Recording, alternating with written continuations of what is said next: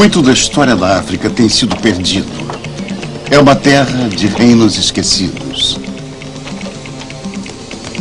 Grandes impérios africanos da Idade Média forneceram marfim e ouro que abasteciam a Renascença na Europa. Mesmo nos séculos seguintes, árabes e europeus, os povos que mais se beneficiaram da generosidade africana, conspiraram para negar ao continente seu maior legado.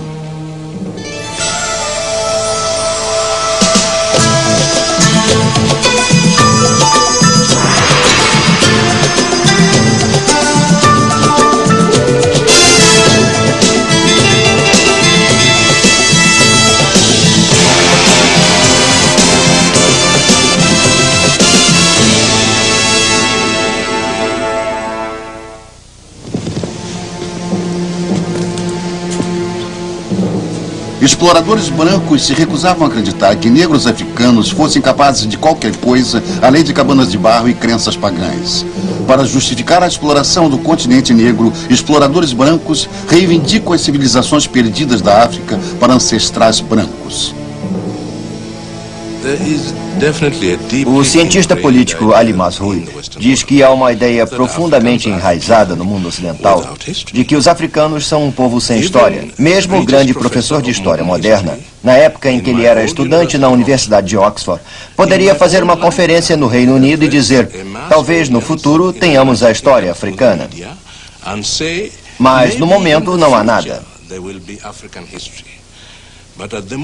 Há apenas a história dos europeus na África. O resto é escuridão. E escuridão não é matéria de história.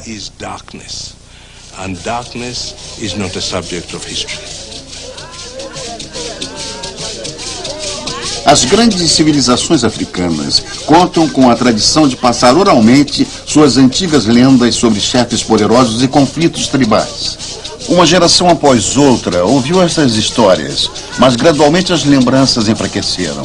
Até mesmo os nomes dos reis foram esquecidos. Sem nenhum registro escrito, os poderosos impérios africanos do passado se tornaram tão vulneráveis quanto suas terras.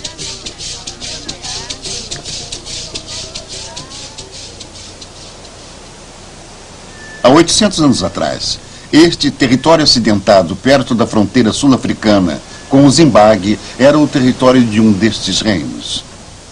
Todos os sinais externos de sua civilização há muito desapareceram, mas o povo de Venda sabe, através das confidências de seus ancestrais, que grandes reis e rainhas foram enterrados aqui, bem no alto das estepes do topo de um rochedo.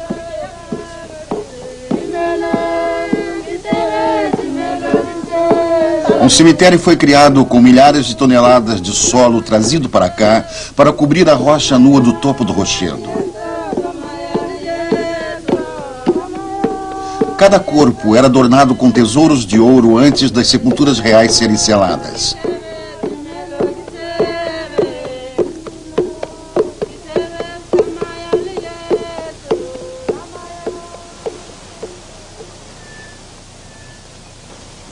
Oito séculos depois, em 1932, um aventureiro africâner com sede de ouro convenceu o aldeão do local a levá-lo ao antigo cemitério de Mapungubwe. Hoje, Ernest Van Graan, neto do explorador, refaz aquela jornada. Ele conta que seu avô era um caçador de tesouros que estava sempre interessado em encontrar ouro e coisas assim. E agora, Ernest está há quase 5 anos procurando por este lugar. Este cemitério real foi protegido do roubo por séculos de superstição. Seu guia nem ousa olhar para este monte sagrado, temendo ficar cego.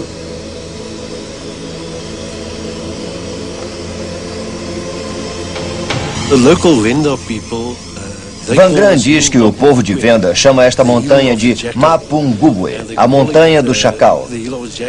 E a chamam assim porque acreditam que espíritos e coisas malignas circulem por aqui.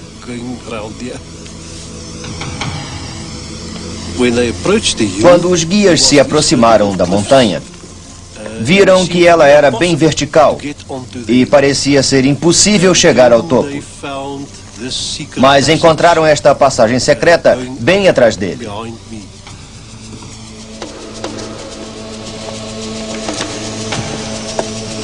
Quando a equipe de Van Gran começou sua escalada, descobriu buracos escavados na superfície da rocha, uma antiga escadaria que chegava ao topo desta abertura escondida. Eles temiam que a escalada do cemitério real pudesse ser uma armadilha camuflada com pedras gigantes equilibradas que poderiam cair e esmagá-los a qualquer momento, mas sua subida era segura. Eles estavam perto de descobrir um dos últimos tesouros reais de toda a África do Sul.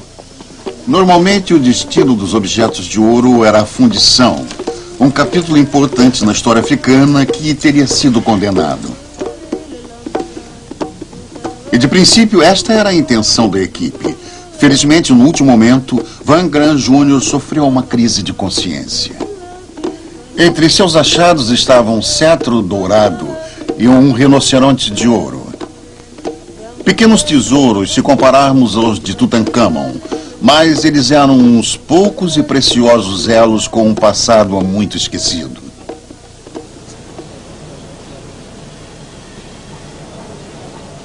Van Gran tinha estudado história em Pretória. Ele sabia o significado destes artefatos e decidiu doá-los para a universidade.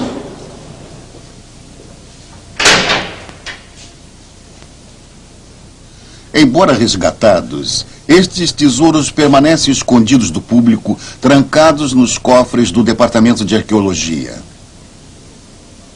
Cerâmicas encontradas mais tarde no sítio provaram a existência de uma enorme colônia em Mapungubwe. Até hoje, pouquíssimos arqueólogos tiveram permissão da Universidade de Pretória para ver estes achados notáveis. Estes são os artefatos mais importantes da África abaixo do Saara, relutantemente tirados para serem fotografados em ocasiões especiais e depois trancados outra vez. Eles poderiam ainda permanecer enterrados. Todo este sigilo teve suas raízes no apartheid. Fazendeiros holandeses sustentavam que negros e brancos chegaram na área praticamente ao mesmo tempo, o que lhes dava direitos iguais ao território.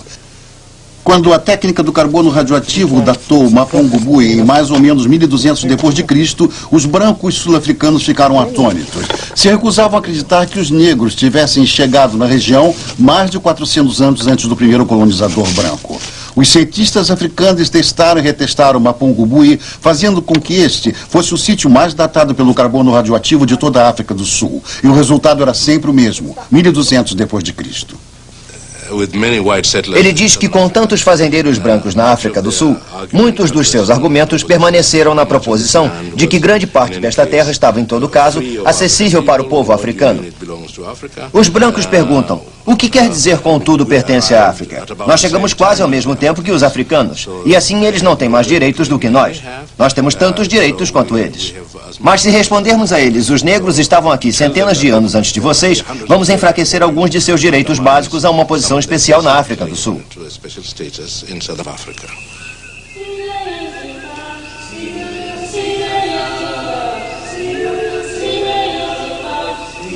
Esta civilização era antiga, era próspera e era negra. Mas o que aconteceu a estas pessoas permanece um mistério. Talvez eles tenham levado os seus rebanhos de gado mais para o norte, para as pastagens mais viçosas e o clima mais frio das terras mais altas. Ou talvez tenham se tornado os ancestrais há muito procurados de um outro reino africano. Somente 100 anos depois, a 320 quilômetros além do rio Limpopo, um dos maiores impérios africanos seria encontrado.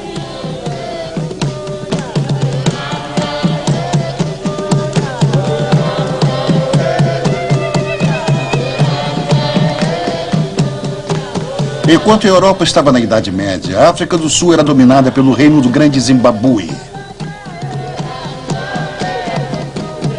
Seus reis governavam uma corte cercada por uma colossal muralha circular com mais de 7 metros de altura e quase 5 de espessura. Pouco se sabe deste império. Até mesmo os nomes de seus reis agora estão esquecidos. Sabemos que eles possuíam milhares de cabeças de gado e forneciam marfim e ouro para os mercadores Swahili na costa oriental.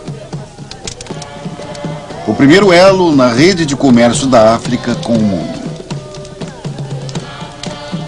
Hoje, o país de Zimbabue usa o nome deste antigo reino.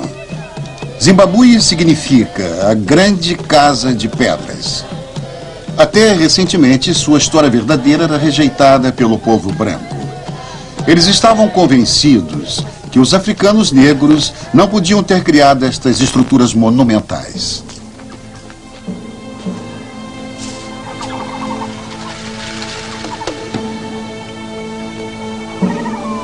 Durante 400 anos, os europeus sonharam encontrar uma civilização branca perdida de incrível prosperidade em algum lugar no interior escuro e selvagem da África. Karl Maltz, um explorador alemão, tinha escutado histórias de antigas ruínas de pedra no inexplorado território ao norte do rio Limpopo. Durante meses, ele procurou antes de finalmente encontrar por acaso estas relíquias magníficas. Em seu diário ele escreveu: terça-feira, 5 de setembro de 1871. Vi, a pouca distância, uma construção aparentemente redonda. Ela é feita sem nenhuma massa entre as placas de granito. A muralha externa tem quase 150 metros de diâmetro. Os nativos do lugar chamam estas ruínas de Zimbabue.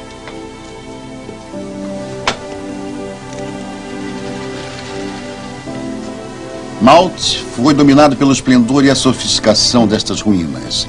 Mas, achando que os africanos negros eram muito primitivos para construírem estas muralhas, ele estava convencido que as muralhas eram um trabalho de uma tribo branca perdida. No diário ele continua: finalmente parei na frente de uma estrutura parecida com uma torre. Ela não estava danificada. Soube pelos habitantes do lugar que eles viviam ali há apenas 40 anos e que a região, antes disso, era desabitada. Todos estavam absolutamente convencidos que, em alguma época, pessoas brancas tinham vivido na região. Em seu diário, ele desenhava artefatos africanos, mas se recusava a acreditar que esta cidade tivesse sido construída por negros. Finalmente, ele encontrou evidências que ele acreditava provariam suas teorias. Ele escreveu no diário: tirei algumas lascas da viga mestra. A comparação com a madeira do meu lápis mostra que deve ser cedro e que deve ter vindo do Líbano. E somente os fenícios devem tê-la trazido para cá. Salomão usou muito cedro para a construção de seus palácios. E estas ruínas são uma imitação das construções de Salomão em Jerusalém.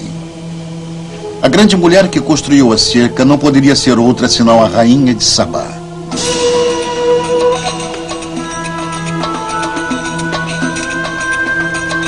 De acordo com Maltz, este lugar era a bíblica Ofir, a cidade do ouro.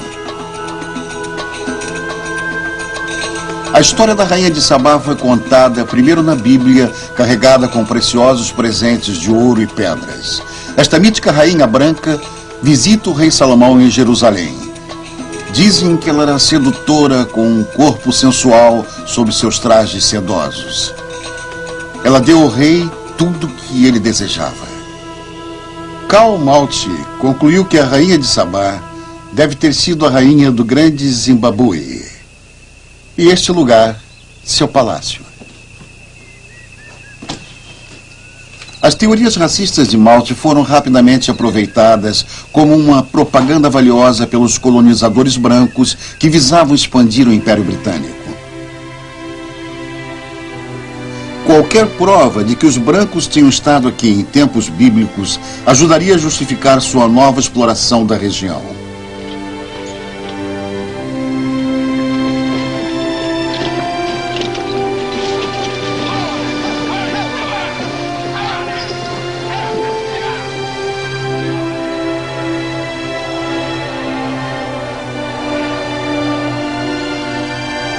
Em meados de 1890, Cecil Rhodes, um próspero industrial inglês, descobriu a Rodésia, um país que permaneceu sob um governo branco até 1980, quando a maioria negra o rebatizou de Zimbabue.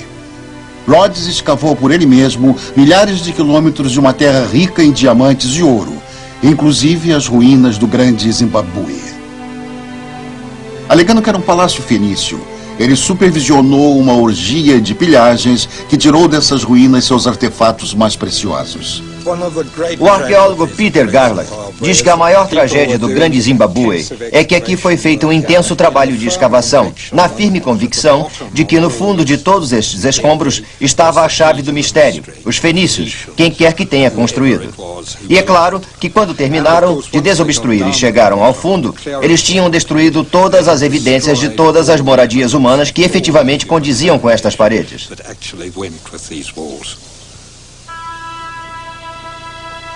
Este ato de vandalismo histórico ainda irrita Peter Garland, que era o oficial responsável do lugar. O dano foi tão grande que a verdadeira história desse lugar quase foi perdida para sempre. Mas em 1929, uma grande expedição de arqueólogos ingleses se esforçou para desvincular o Grande Zimbabue da Rainha de Sabá. Gertrude Keaton Thompson, a líder do grupo, estava determinada a solucionar o enigma do Grande Zimbabue de uma vez por todas. Gertrude Keaton Thompson era uma mulher formidável. Seus critérios arqueológicos eram do mais alto nível. A equipe era composta só de mulheres. Ela, deliberadamente, sempre trabalhava com mulheres. Foi uma das primeiras feministas da arqueologia.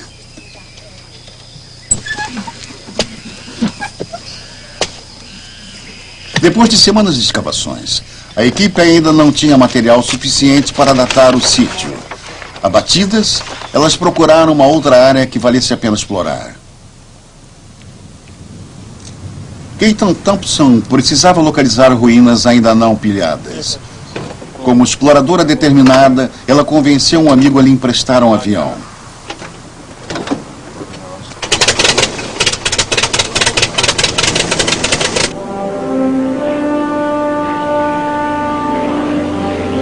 Quando sobrevoava a parte de trás da Acrópole, percebeu uma trilha no topo que não estava marcada no mapa.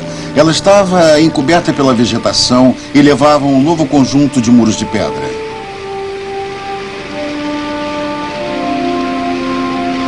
Finalmente, ela tinha encontrado um lugar que as mãos brancas não tinham tocado.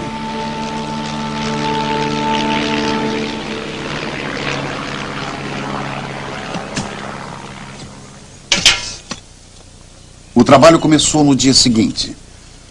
Possivelmente, elas coletariam todas as provas necessárias. A conclusão de Gertrude: o antigo povo banto tinha construído o Grande Zimbabue na época medieval, por volta do século XI.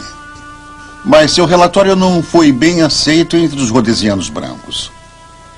O Dr. Peter Garland diz que o trabalho deu a Gertrude Thompson uma grande reputação entre acadêmicos e cientistas, mas não conseguiu convencer os fazendeiros a superar seus preconceitos.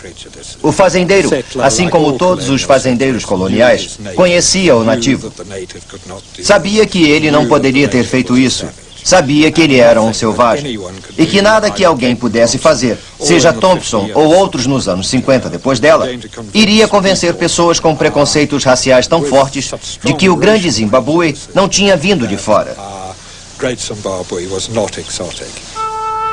Alguém escreveu: existem pessoas incultas que afirmam complacentemente que estas estruturas incomparáveis são da arte banto. O povo banto é imutável. Eles são, como sempre foram, fazendeiros, vaqueiros de pequena capacidade cerebral. Ela tinha uma pasta especial para estas propagandas venenosas. Muitos anos depois, um servo negro ainda era mostrado se curvando perante uma rainha branca de Sabá num cartaz de uma agência de viagens rhodesiana. O Grande Zimbabue era usado como símbolo da superioridade da raça branca. Hoje, a mesma imagem é o símbolo da nova nação de Zimbabue. O Dr. Mazrui diz que a intenção era enfraquecer a legitimidade dos direitos dos nacionalistas africanos e dizer que esta terra é tão ou mais dos negros do que dos brancos. Se repentinamente os brancos perceberem que estas paredes testemunham contra eles, porque elas estão aqui há centenas de anos e foram construídas pelos africanos, e são testemunhas silenciosas de que os africanos estiveram aqui séculos antes deles, eles não suportam isso e dizem que as testemunhas mentiram. Não foram construídas pelos africanos.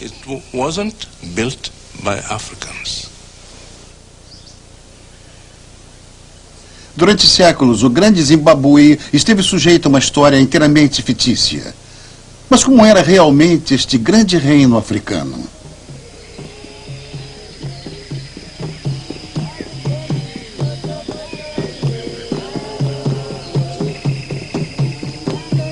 Em seu apogeu durante o século XIV, o grande Zimbábue era uma próspera metrópole única em toda a África. Era tão grande quanto a Londres da época, com uma população de quase 18 mil pessoas, espremidas em apenas alguns quilômetros quadrados. Dentro de seus grandes muros de pedra, estava a cultura urbana mais velha que se conhece da África. Abaixo do Saara, o barulho devia ser esmagador.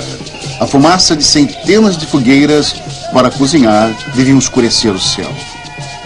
Ela era a capital de um império que se espalhou por milhares de quilômetros e que continha centenas de pequenas Zimbabues, cada uma com seu próprio monarca.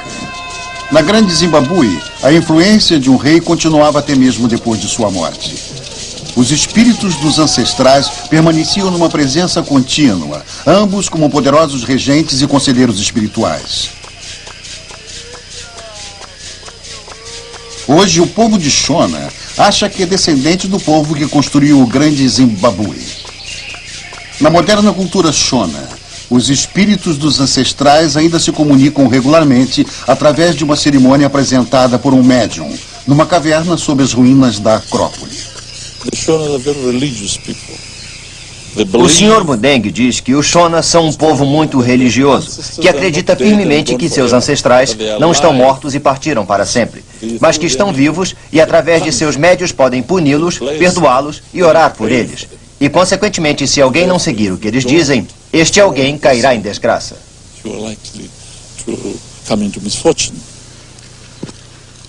Stan Mudeng é ministro do governo de Zimbábue e vem estudando os ancestrais do povo de Shona.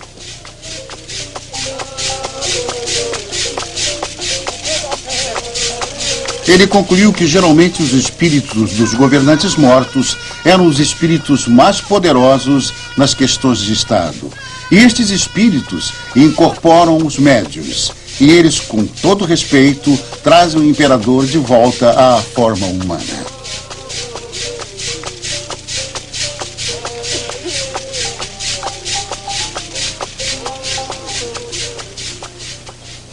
No alto da Acrópole, contemplando o reino, está uma cerca sagrada onde podemos imaginar o que costumava acontecer.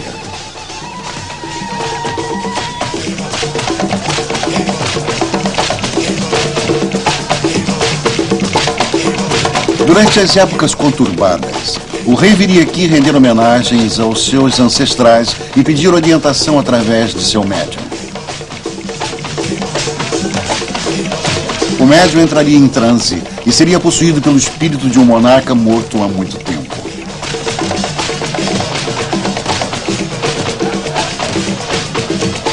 Este elo sobrenatural entre o rei e os patriarcas, fundadores da nação, foram fundamentais para a cultura. Através de seu médium, o rei exercia influência sobre os médiuns de regentes menores.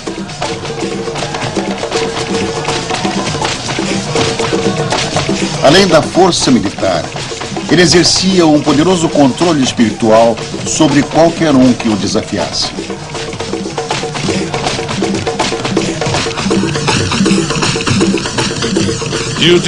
Mudeng diz que para controlar não era preciso ter um grande exército. Havia o controle psicológico. É possível reconciliar as pessoas, fazendo pronunciamentos que as pessoas podem seguir e obedecer. Estes grandes pássaros de pedra eram um símbolo deste poder e estão entre as poucas imagens que foram salvas deste local sagrado. Segundo Mudeng, esta foi uma civilização que representou a mais alta façanha do povo banto nesta parte da África.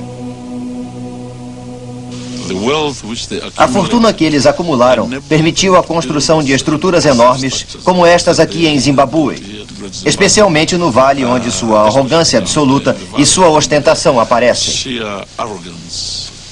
A grande loucura que levou Luís XIV a construir o grande palácio de Versailles, que não era um lugar para um homem viver, e sim uma relação de sua fortuna. consequência do que seu país pensava dele mesmo.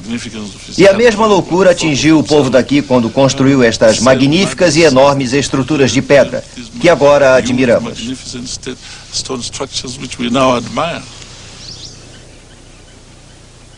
Acredita-se que o Grande Zimbábue tenha sido construído durante vários séculos por um povo dedicado.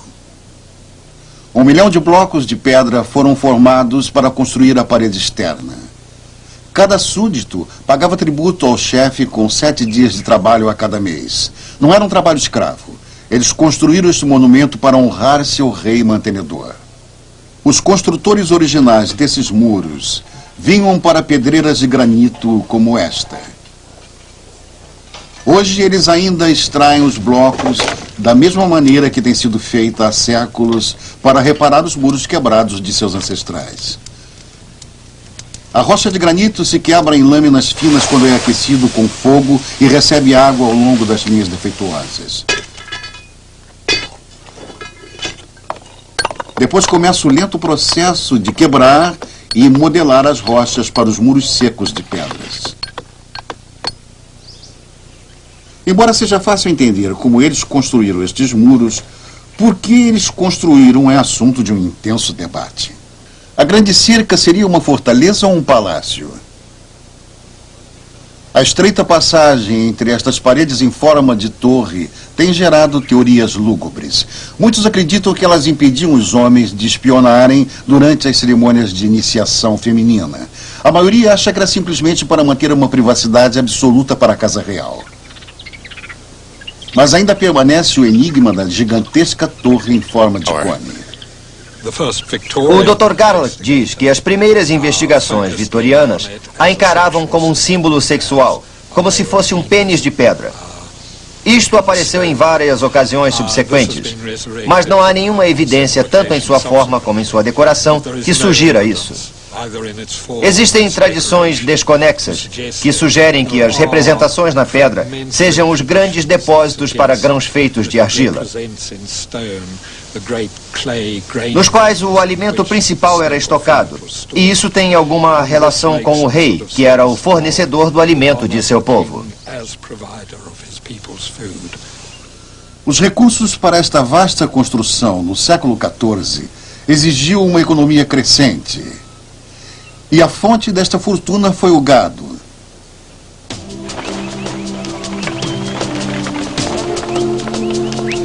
A posição social de um chefe era baseada na quantidade de gado que ele possuía. Um homem rico teria muito gado, assim ele podia arranjar muitas esposas que lhe dariam muitos filhos e proporcionariam mais mão de obra para cultivar mais terras. Durante a estação seca, quando havia pouco trabalho, os fazendeiros se tornavam mineiros. Cavar em busca de ouro, nestas estreitas entradas das minas, era tão perigoso que os trabalhadores tinham que ser subornados para que descessem. Muitos preferiam peneirar nos leitos dos rios.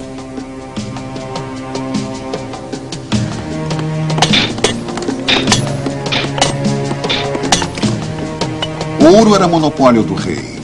Ele pagava seus mineiros com gado, ficando com ouro para trocar e negociar com os mercadores suahilis vindos da costa oriental da África.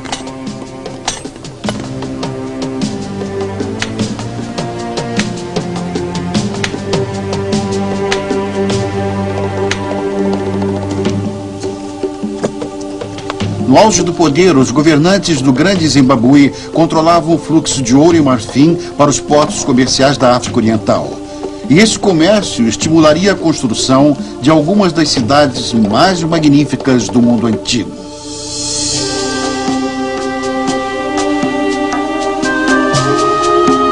No século XIV, a costa Swahili da África era um lugar exótico, descrito pelos marinheiros árabes como vibrante e rico, com as mais lindas e bem construídas cidades do mundo.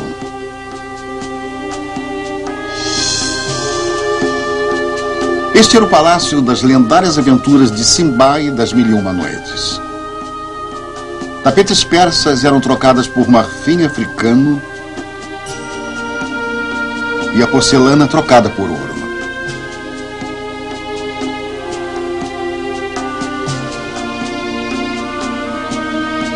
Mercadores que vinham da Índia e da Arábia, até mesmo do Extremo Oriente, tinham que negociar com os agentes dos Suahilis, cavaleiros medievais que eram seu único elo com os produtos do interior da África.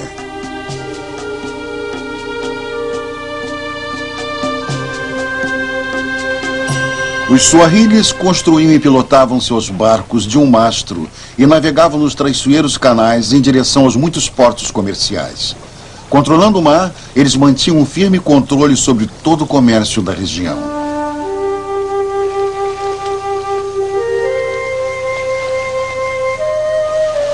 No século X, o ouro, o marfim e o quartzo foram lançados no comércio mediterrâneo numa escala que só tinha sido vista na época dos gregos e dos romanos.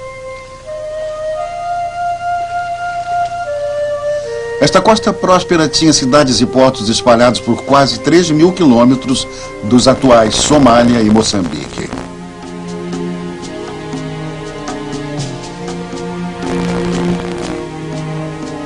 Suas redes comerciais se estendiam da Arábia até a Índia, passando pela China. No século XV, os Suahilis até exportaram uma girafa para a China, o que causou grande sensação na corte imperial.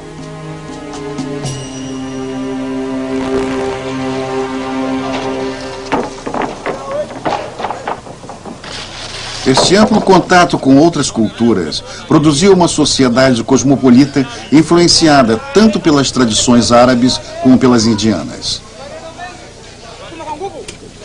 Apesar de seu grande sucesso, esta região da África também está sujeita a uma história não reconhecida.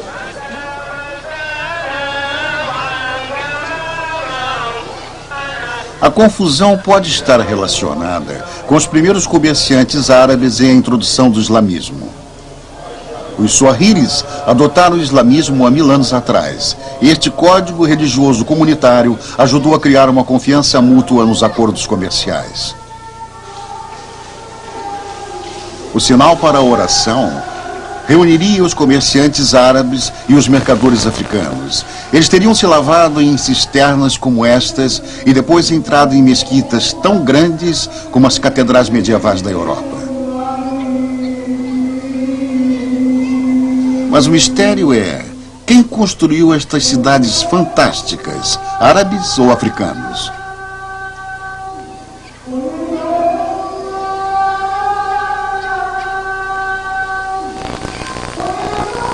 O arqueólogo Mark Horton está estudando as cidades fantasmas da costa africana e tem ideias revolucionárias sobre suas origens. Ele conta que quando os primeiros arqueólogos chegaram aqui na década de 20, encontraram estas ruínas cobertas pela selva e acharam que deviam ser obra dos árabes. Encontraram tumbas de pedra feitas de coral vindo do mar, decoradas com vasos de porcelana. Encontraram casas e palácios com nichos e banheiros elaborados, mesquitas com suas torres e maharabes. Com certeza deve ser trabalho dos árabes. Mas agora ele acredita que esta interpretação está errada e que esta é uma sociedade africana.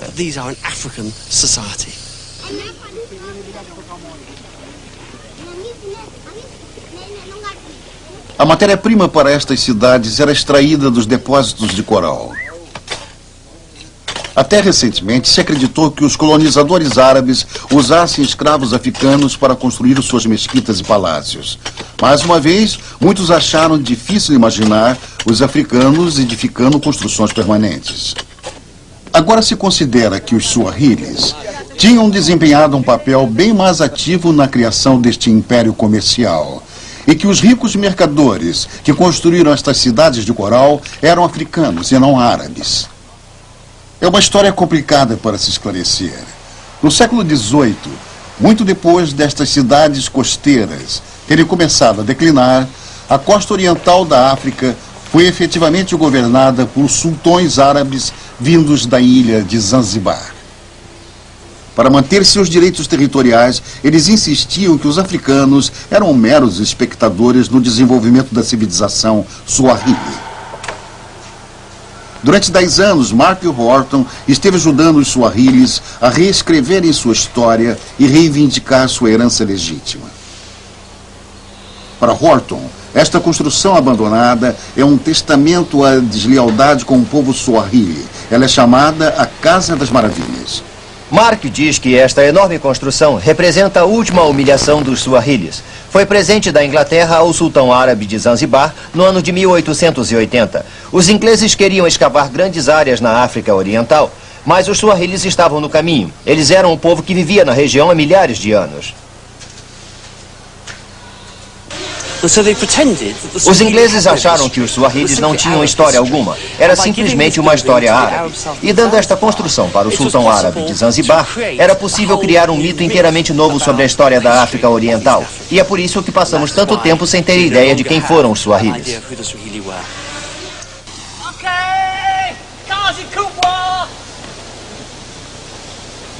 Horton acredita que a única maneira de descobrir quem eles foram é cavando. Sua meta? Encontrar evidências de um antigo acampamento africano na ilha de Pemba, no litoral da Tanzânia. Ele leva sua equipe de trabalhadores para um sítio onde ele espera encontrar a legendária cidade de Kambalu. De acordo com os registros árabes do século X, Kambalu foi a primeira cidade muçulmana da costa Swahili. Logo, é de importância crucial. Na melhor das tradições africanas, Horton dá ordens do alto do seu posto, enquanto embaixo sua mulher Kate escava. Eles estão começando a descobrir o piso de uma mesquita que foi completamente derrubada. Horton espera que isso possa lhe revelar como o islamismo chegou na África Oriental.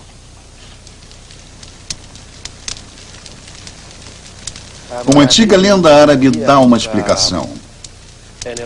Abdul Juma, arqueólogo chefe de Zanzibar, conta a lenda em volta da fogueira para os trabalhadores cansados. A história foi tirada do diário de um explorador árabe. No ano de 922, ele escreveu que um navio de marinheiros árabes saiu de Omã para o porto comercial africano de Kambalu, mas uma tempestade os tirou do curso, levando-os para o sul.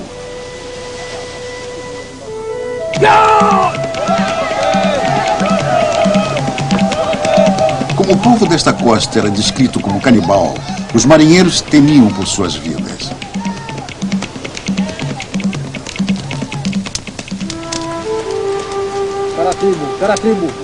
Os aterrorizados mercadores árabes chegaram à praia e se curvaram perante o rei.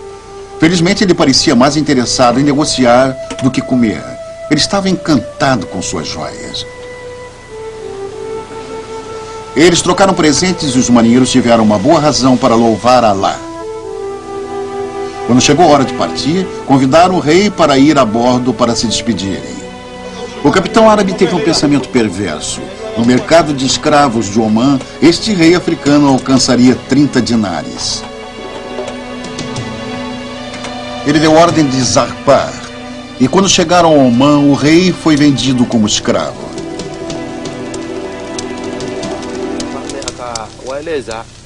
Durante todo o ano seguinte, o rei aprendeu árabe e estudou o Alcorão e finalmente se transformou num muçulmano dedicado.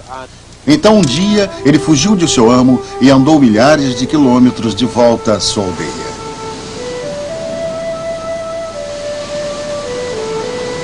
Muitos anos mais tarde, o mesmo capitão que havia enganado o rei partiu para outra viagem para Kambalu.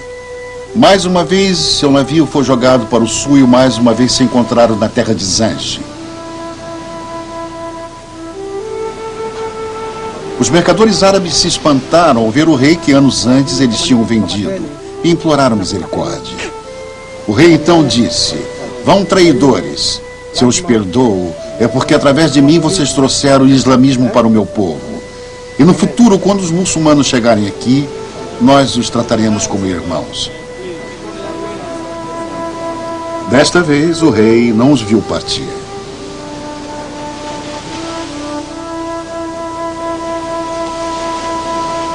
A moral da história é que os Suahilis podem ter se convertido ao islamismo para evitar serem vendidos como escravos. Horton acha que a disseminação do islamismo ao longo do corredor Swahili foi uma espécie de apólice de seguros contra o comércio árabe de escravos. Kambalu, o destino do capitão árabe da história, era um próspero porto comercial ao longo da costa leste da África. Se esta é Cambalu, Horton a encontrou. Abaixo do piso desta mesquita de pedra, poderia haver mesquitas mais antigas, construídas no estilo africano mais tradicional.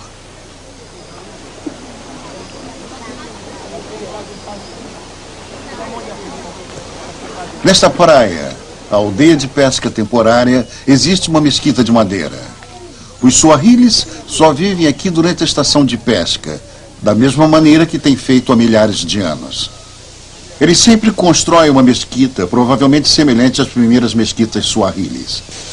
Numa conversa, Juma explica a Mark que esta é uma mesquita construída de madeira e sapê, o que é típico das antigas mesquitas nessas aldeias. Depois, gradualmente, as mesquitas passaram a ser de barro e madeira e foram ficando maiores. Depois passaram a ser feitas de pedra, com as cercas de pedra sempre no mesmo local, umas sobre as outras.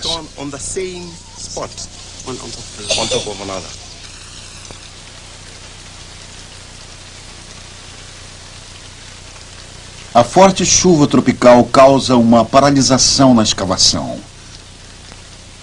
O aguaceiro amacia o solo o suficiente para aumentar a disposição de Mark Horton. Abaixo da mesquita de pedra, eles começam a encontrar vestígios de duas mesquitas de madeira, uma sobre a outra. A mais antiga data do século VIII.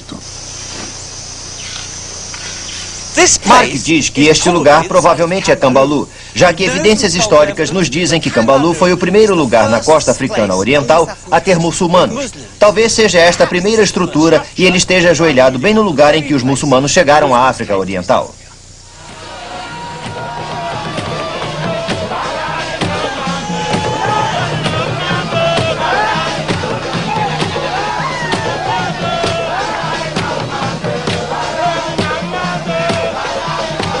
Um festival muçulmano celebra o nascimento de Maomé. Mas na ilha de Lamu, no Quênia, a celebração vibra exclusivamente em ritmo africano.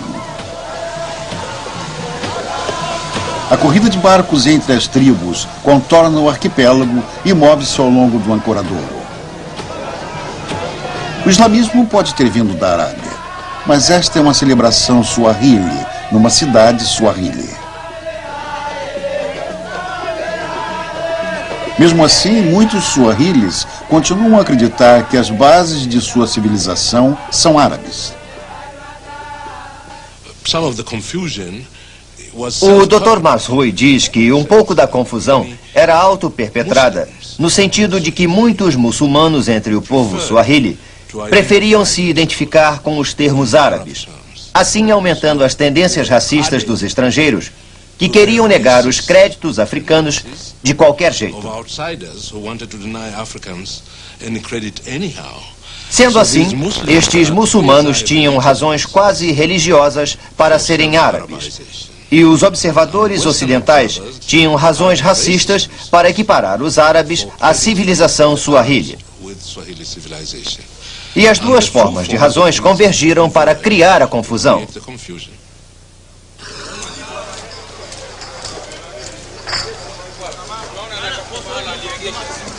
Pode não ter sido nenhuma pressão das forças externas que moldou cidades como Lamu.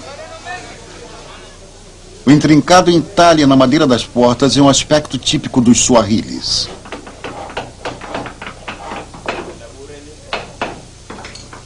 Talvez há muitos séculos atrás, artesãos hindus tenham visitado e ensinado aos africanos como fazer entalhes elaborados na madeira. Mas depois, os suahilis absorveram, adaptaram essas lições para se ajustarem à sua própria cultura. Talvez os persas tenham introduzido os ornamentos escavados nas paredes das casas, mas hoje os artesãos suahilis praticam a arte de modelar em gesso.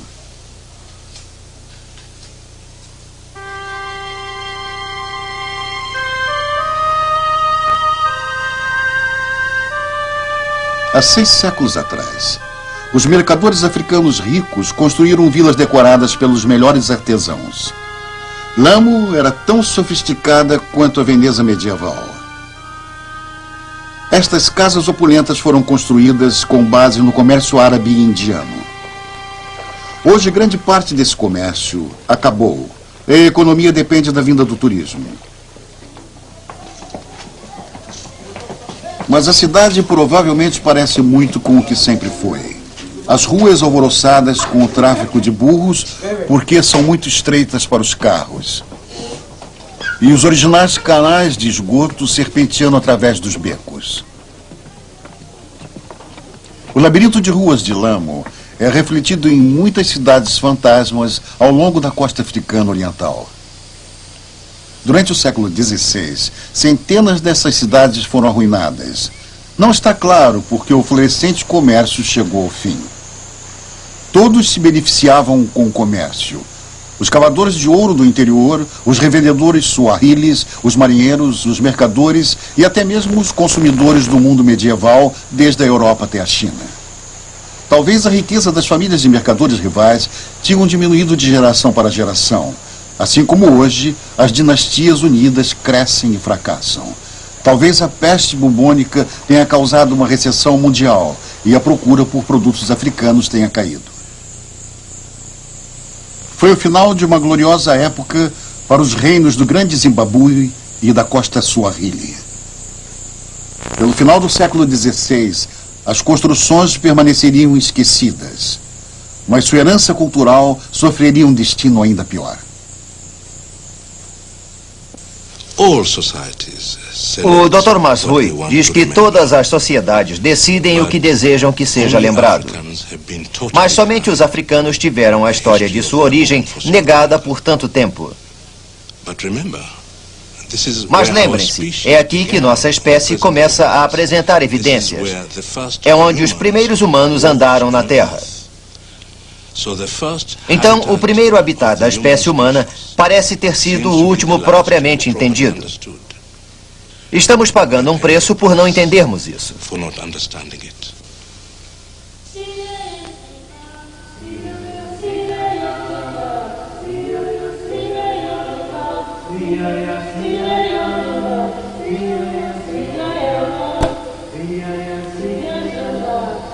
Quando os primeiros colonizadores europeus chegaram na África, eles pensaram ter descoberto uma civilização branca perdida de fantástico valor e beleza. Surpreendentemente, até hoje, os mitos sobrevivem.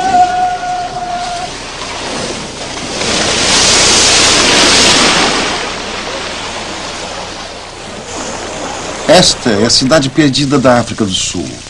Um monumento vivo de uma imaginária tribo branca perdida. É parte do balneário de Sun City, um dos parques temáticos mais exuberantes do mundo. A praia artificial está abarrotada de sul-africanos brancos em férias.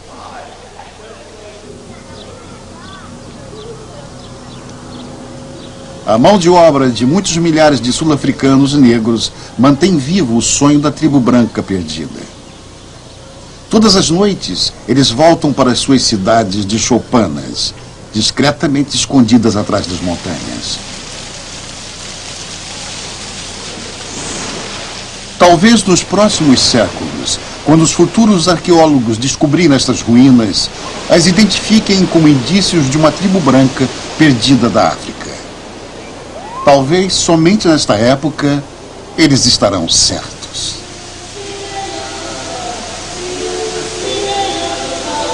Yeah.